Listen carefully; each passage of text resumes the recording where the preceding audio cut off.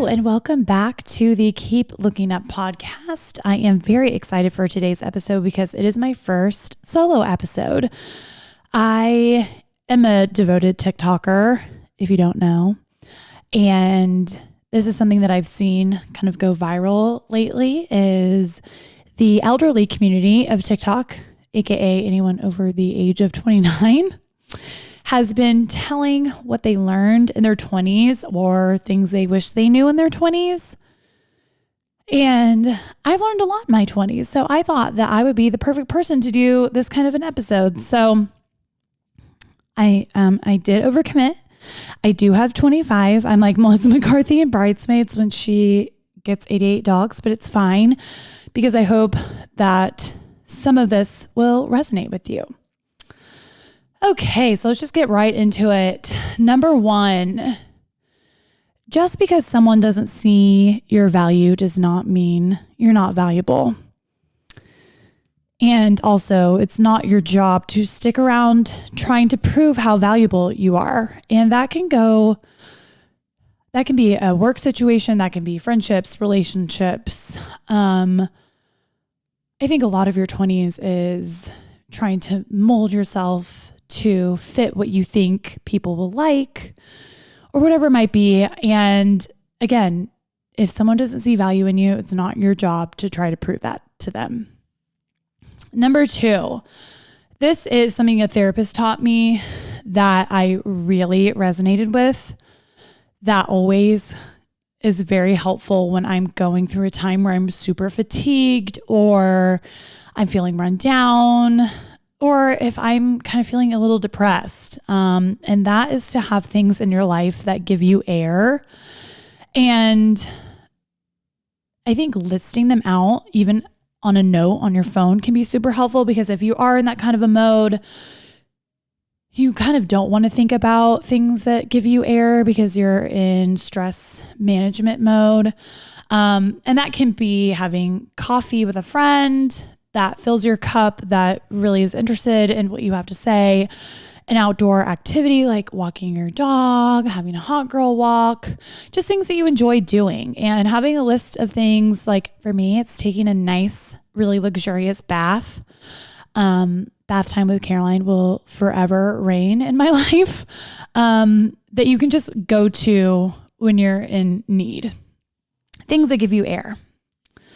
Okay, number three, I learned later in my 20s and into my 30s, and I'm a very all or nothing person, and it's very easy if you want to make a change in your life to have a list of 20 different things that you want to do, and then you accomplish it for about a week, and then you can't keep up with it because it's too much all at once. So number three is long-term change is not made all at once. If you want to actually make a change, I suggest starting really small. I like to use the morning routine as my example for this. Morning routines, I think, especially if you are working, if you have kids at home, things that, again, give you air, that you know your morning can start off great if you do these few things, but it can be kind of daunting figuring out where to start. And in my DMs, when I was really harping on the morning routine, I really got into it during COVID, since there was a very much lack of routine in my life and most people's lives. Start small. So start with making your bed every day and do it for a few weeks. Once that becomes second nature, start journaling for 2 minutes, and don't try to do it for 20 minutes because you won't. You'll get really fatigued and you'll stop. So if you set a timer for 2 to 5 minutes a day and really get that down, then you can add something else. And then before you know it, 6 months later, you have this amazing morning routine and you're living a better life. So long-term change is not made all at once. Remember that. Number four, don't date for potential. And this is something we all, I think, are guilty of in our early 20s, maybe our late 20s like me. When you're dating for potential, you tend to fall in love with the person that they could be, not who they are in reality. And you fall in love with all the success or self-development or whatever it is that you could see in the horizon for them, but it's not really who they are at this moment in time. And it can be known as rescue dating or savior dating.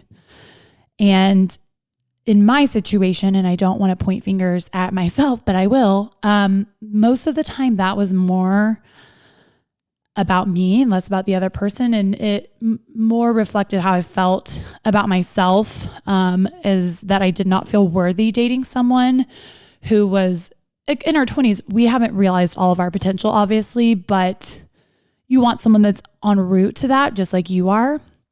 And it can be really easy just to downplay yourself and your talents to make someone else fit into your life because they have a couple redeeming qualities that you really like. And that takes a lot of time and effort to really stop doing that. But you don't want to fixer upper, and you don't want to ignore those red flags because our intuition is always right.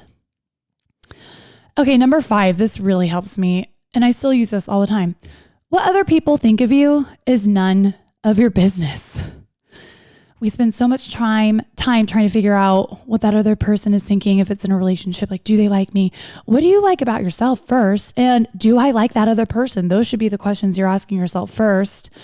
And it always kind of resonated with me because I live in the South and we want to be polite, and that is none of my business in kind of a bless your heart kind of way. So like, I don't need to be thinking about what other people are thinking about me. I just don't. Such a time waster. Number 6, self-esteem is made by keeping promises to yourself. This is something Ed Milet taught me.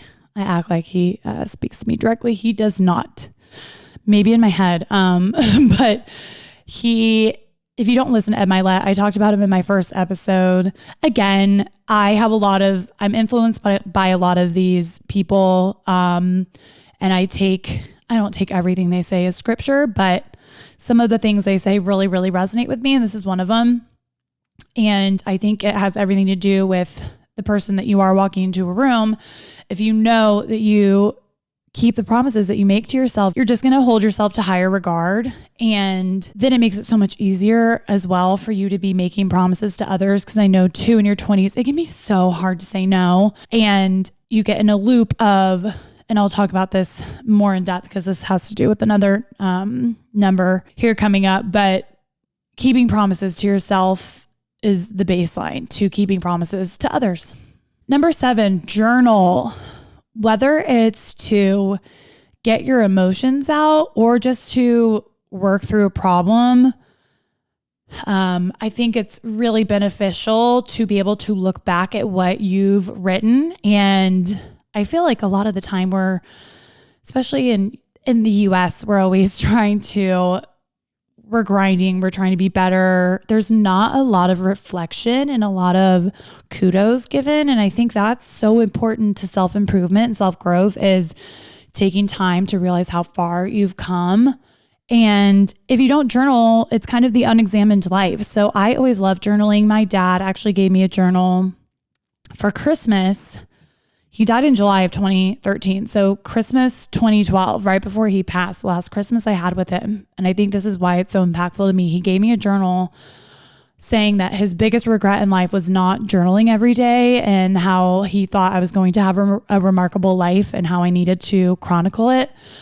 And I think that's a beautiful thing. And also it's kind of that old adage of, if you have something to say to someone, write it in a letter first, and more likely than not, you end up burning the letter instead of actually sending it, but just getting your thoughts out in a way that is safe to you.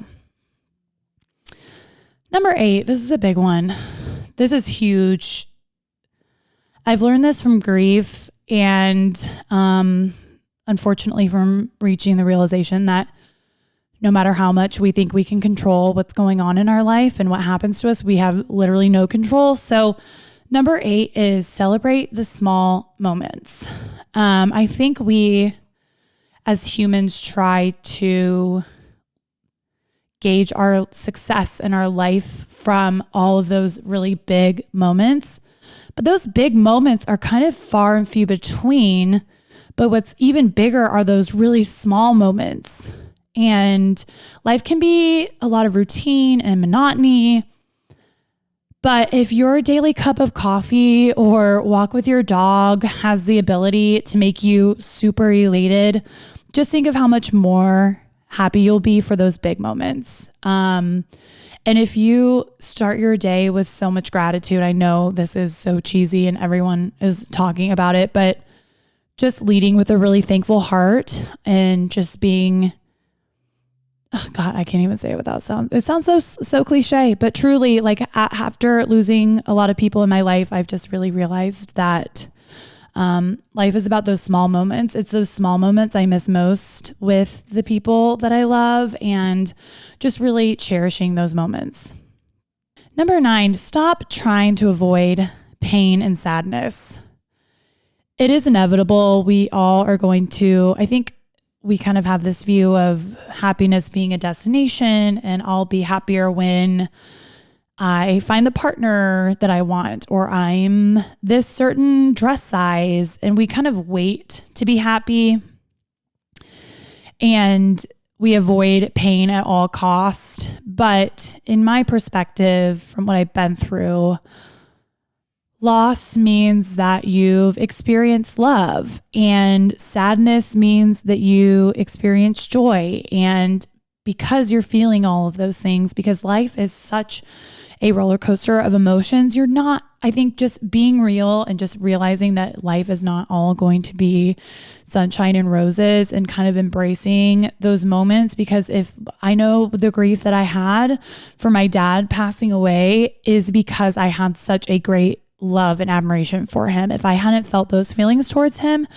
his loss wouldn't have impacted me as much. And a lot of people go through their lives without even having those feelings of love. So try to embrace those moments of sadness, because it's as cliche as it sounds, it really is, because you did have greatness for a little while. Number 11, practice radical acceptance. And this is basically just saying, stop trying to change people. If someone shows you who they are, believe them. If you have radical acceptance, and that doesn't mean being a pushover, having your boundaries be crossed, but if you just practice radical acceptance, like, this is a situation I'm in at this moment. It may not be exactly what I want, but I can't, if it's an unchangeable situation, just realizing you can't change it and practicing radical acceptance. Again, you don't want your boundaries being crossed, but I think this is just a way to save yourself a lot of disappointment. Number 12, and I still work on this today. Be careful how you talk about yourself.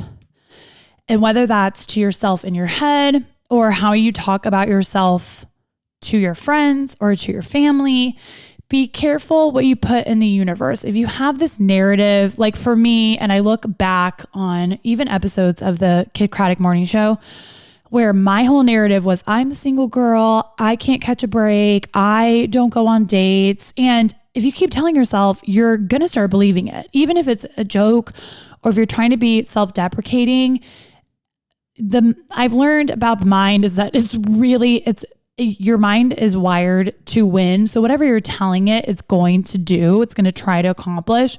So if you tell your head, I'm single forever, your brain is going to try to make that happen for you. And that's not what you want. So I would just say, just like, be careful how you talk about yourself.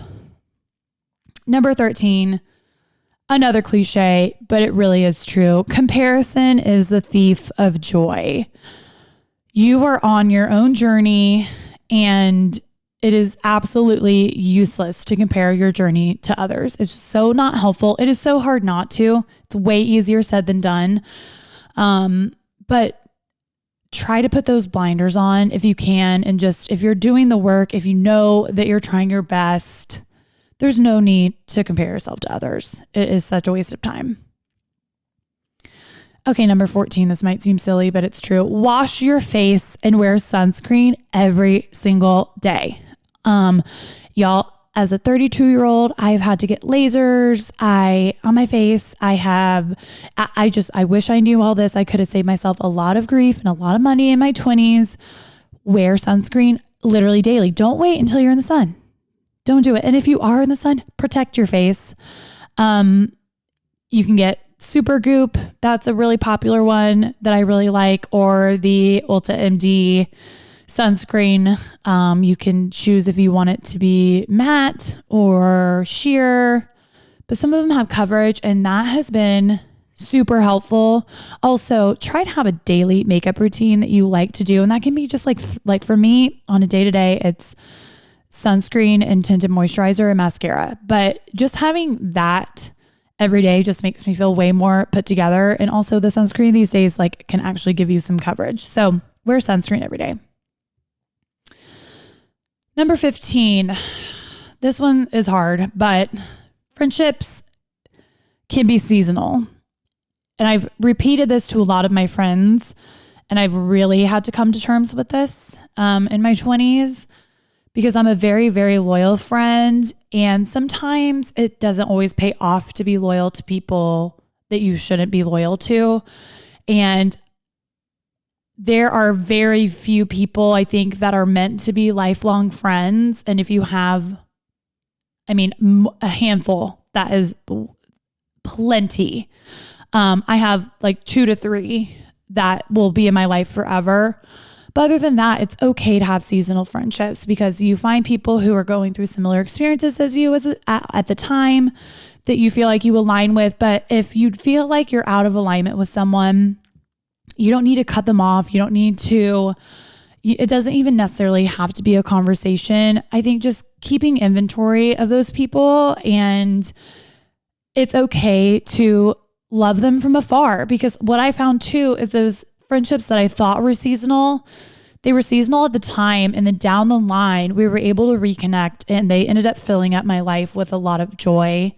And it wasn't working for me at that time, but after a break you can come together. And I think that's just really a breath of fresh air to have that moment of, like, it may not be a long lasting friendship, but if you can reconnect with people who know your core and have the same values as you, I think that's a really special thing. And to just remember that friendships can be seasonal, and that's okay. Number 16. This is a people pleaser thing that I really struggle with. So people pleasers need to listen to this one. People will applaud you all the way to a nervous breakdown. This is a therapist moment that my therapist told me years ago that I have to repeat to myself sometimes, because as humans, we are kind of wired to look out for number one. And if you're a people pleaser and you have people in your life that really can take advantage of you and benefit from your people pleasing, again, they will applaud you all the way to a nervous breakdown. So that is a great segue into number 17, which is, it's never too late to have boundaries. And if that doesn't come easily to you because you're a people pleaser, I completely get it. And especially if you're not having those boundaries up front. I didn't have a lot of boundaries in my 20s or even prior growing up. And so it can be really hard to instill them, and you're probably going to get pushback a lot of the time. Again, that's the moment to kind of take inventory on that relationship, because the people who love you around you want you to have boundaries, and they will respect them. They may not like them at first, but usually they will respect them. If they don't, bye. It's a no. It's a no for me, dog. So it's never too late to have those boundaries, especially when it comes to family, and that can be lifestyle related. It doesn't really matter, but it's never too late. Number 18, delay is good.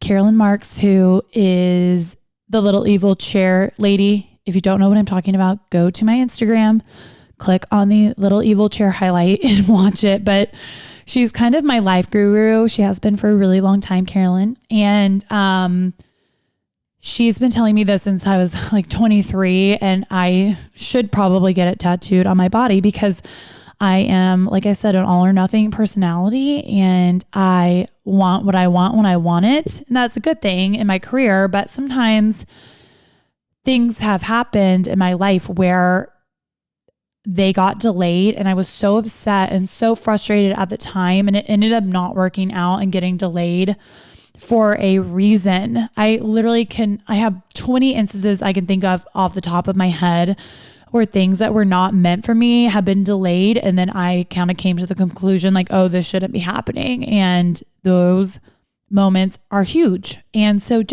we're all in a rush to get to that destination, and just remember, delay is good. Number 19, this is a quote from Glennon Doyle that I shared with my friend. Specifically, he was struggling with his family and their view on his lifestyle choices and his sexuality. And this quote can be a little polarizing, but I think you'll get the gist of it. And the quote is, every time you're given a choice between disappointing someone else and disappointing yourself, your duty is to disappoint that someone else. Your job throughout your entire life is to disappoint as many people as it takes to avoid disappointing yourself. And again, with the people pleasing, it can be so easy to fall into, well, this is what my family's done in the past. This is what my family wants for me. This is what my friends want for me. But I think staying in alignment with your core values and who you really are, it really does make sense, because you should be disappointing everyone around you before you disappoint yourself. Because I think at the end of the day, you don't want to be on your deathbed thinking, well, at least all those other people in my life are happy with me, who may or may not even be around you at that time. So then what do you have? I think not disappointing yourself is kind of all we have. Number 20, no is a complete sentence. This one is still so hard for me. And this is what I was talking about earlier. Oh my gosh, I can't even tell y'all how many parties or invitations I had, or events where I thought I had to make up an excuse or say, I would love to, but and I would stress myself out trying to give them an answer that would vibe with what they want from me.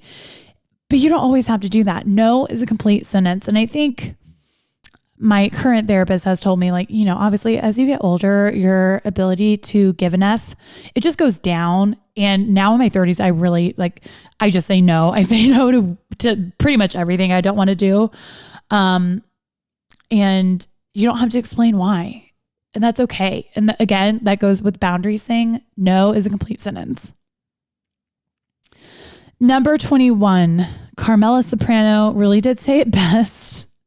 More is lost by indecision than by wrong decision. It can be so easy in your 20s to start questioning yourself. Am I doing the right thing here? And you don't have any life experience really to back it up. So a lot of us just end up doing nothing and not making a decision either way. And I still struggle with this. And making a decision is way more beneficial than just doing nothing and delaying. Number 22, don't dull or dim your light or sparkle to accommodate the ones around you. I've experienced this a lot. If you're too shiny for the people around you, you need to find people who want to bring out that light and make it illuminate rather than trying to dim it. Period. Number 23. Sounds kind of obvious, but read all the books, explore your brain, read about other cultures, read about our history as a nation, read Atomic Habits, read Spirit Junkie by Gabby Bernstein. Read all of the books. It will make you so much smarter. It'll help you fit into lots of different social situations. It'll help you at work. It's so beneficial. Even if that's an audible, if you're listening to it, just get more information than you think you need in your 20s. Number 24, this is one I just realized. So I guess I didn't really learn it in my 20s, but I'm learning it in my 30s and I still want to pass it on. I've spent the last few weeks since I got back from Europe completely downsizing my closet because I realized all the French chic women have a uniform of clothes that they wear and they don't have a closet full of fast fashion like I do, where I become literally paralyzed in the morning of what am I going to wear? Because I have too many options. Get a uniform. Dressing trendy is cool, and especially in your 20s, you want to fit in with what's cool and what everyone else is wearing. But real style, I think, is having a few great pieces in your closet, styling them in different ways. Again, and it kind of takes away the stress every day of getting ready. And for me lately, that's been, I'm about to get like a little Emma Chamberlain on you, but like denim, a button down, and a cute pair of sneakers or loafers, and then like a little sweater tied across. Like, who is she? She's chic. She's cool. And then you can just keep styling it out and using your creativity to make it cool. Okay, the last one, number 25. And this probably should have been number 1, because for me, this is something I really, really, really, really wish I would have started exercising earlier. Stop dieting. Stop the fad diets.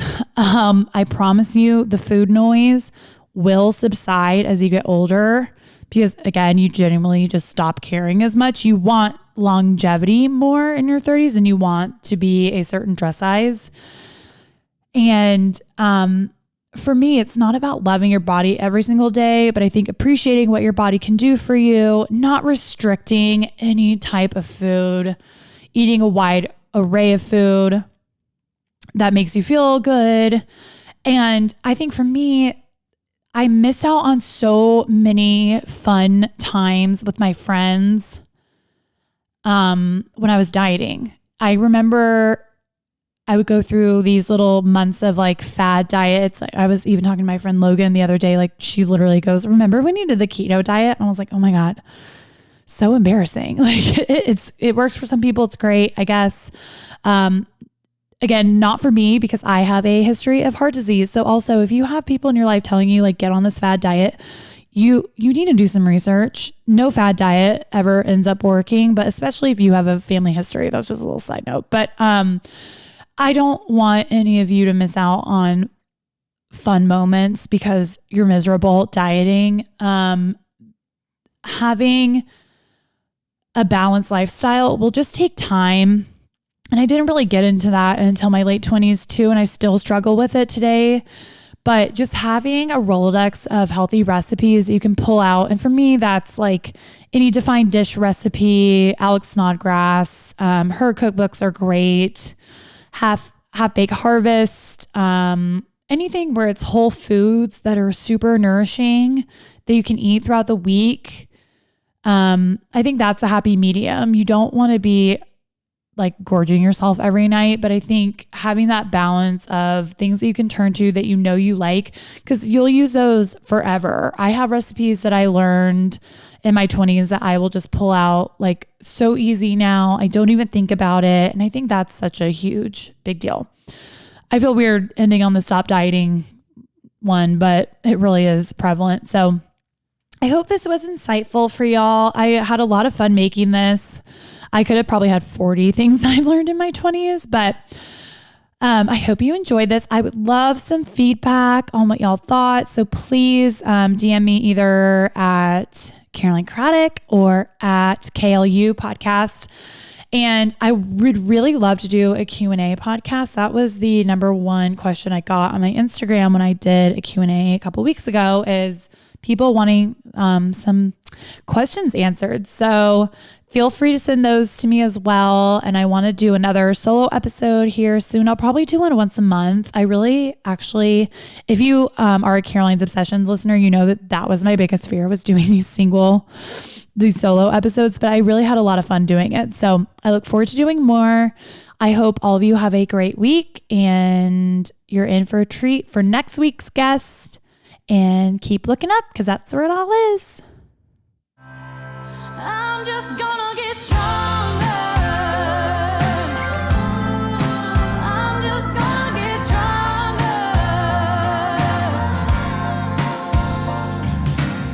Thank you so much for listening. Be sure to subscribe and rate. Keep looking up anywhere you stream your podcasts. And to stay up to date on all my latest episodes, you can follow at KLU Podcast on Instagram, Twitter, and Facebook, or on my website at carolinekraddick.com. And always remember, keep looking up, because that's where it all is.